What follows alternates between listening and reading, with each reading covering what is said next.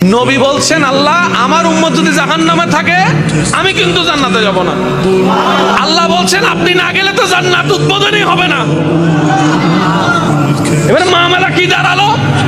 আল্লাহ পাক বলে যে আমি তাহকামুল হাকিমিন নিজেকে বলেছি, বিচার না করলেও তো জিনিসটা সুন্দর হয় না। নবী একটা কাজ করেন, ওয়ালা সাউফা ইউতিকা রাব্বুকা ফাতারদা, আমি কাউকে বলি নাই, আপনাকে না বলেছি। আমার সাল্লাল্লাহু আলাইহি রাহমাতাল লিল আলামিন কারো সম্পর্কে নাজিল করি নাই, আপনাকে দিয়েছি। ওয়ালাল আখিরাতু খায়রুল লাকা মিনাল উলা, কাউকে বলি নাই, আপনাকে বলেছি। আমি আল্লাহ ভালো করে জানি আপনি হচ্ছেন উম্মতের দরদি নবী।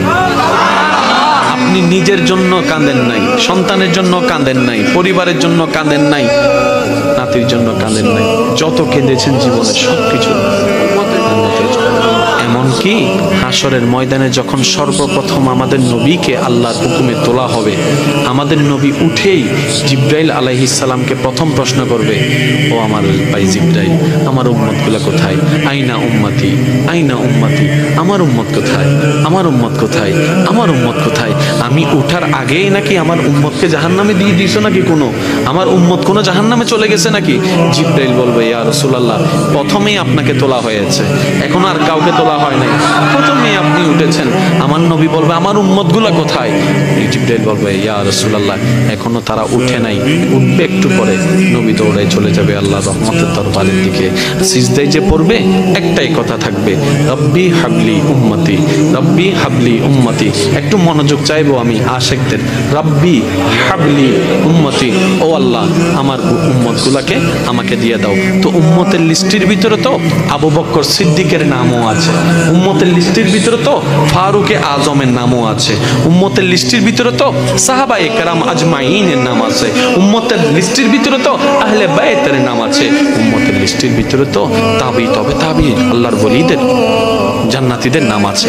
এবার আল্লাহ পাক বলবে, আপনি যে বললেন রব্বি হাবলি উম্মতি, উম্মতকে দেওয়ার জন্য আপনি কি আবু বকরের কথা বলছেন? নবী বলে যে না, আমার আবু বকরকে নিয়ে চিন্তা নাই, আমার ফারুককে নিয়ে চিন্তা নাই, আমার ওসমানকে নিয়ে চিন্তা নাই, আমার আলীকে নিয়ে চিন্তা নাই। ও আল্লাহ, আমার উম্মতের ভিতরে যারা জাহান্নামের অধিবাসী হবে ওই উম্মতগুলোকে আমাকে দিয়ে দাও। আল্লাহ বিচারক হয়ে বিচারক করবেন, জাহান্নামীকে জাহান্নামে দিয়ে দিবেন। আহকামুল হাকিমের দায়িত্ব শেষ।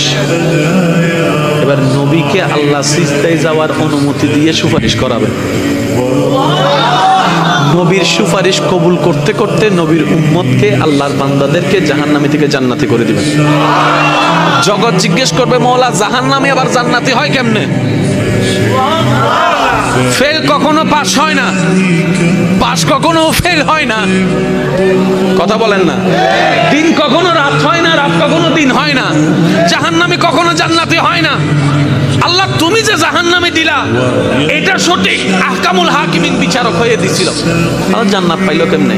ওই তোরা কি পড়স নাই সূরা ফাতিহা 3 নম্বর লাইন, মালিক ইয়াউমিদ্দিন, আমি মালিকও, আমি বিচারকও, আমি মালিকও। বিচারক হয়ে বিচার করেছি, যার যতটুকু প্রাপ্য তাকে সেটা দিয়েছি, বিচার শেষ। এবার মালিক হয়ে, রহমানুর রহিম হয়ে দয়া করে জাহান্নামী থেকে জান্নাতি বানিয়ে দিয়েছি। আল্লাহ আমাদেরকে সে নিয়ামত অর্জন করার তৌফিক দান।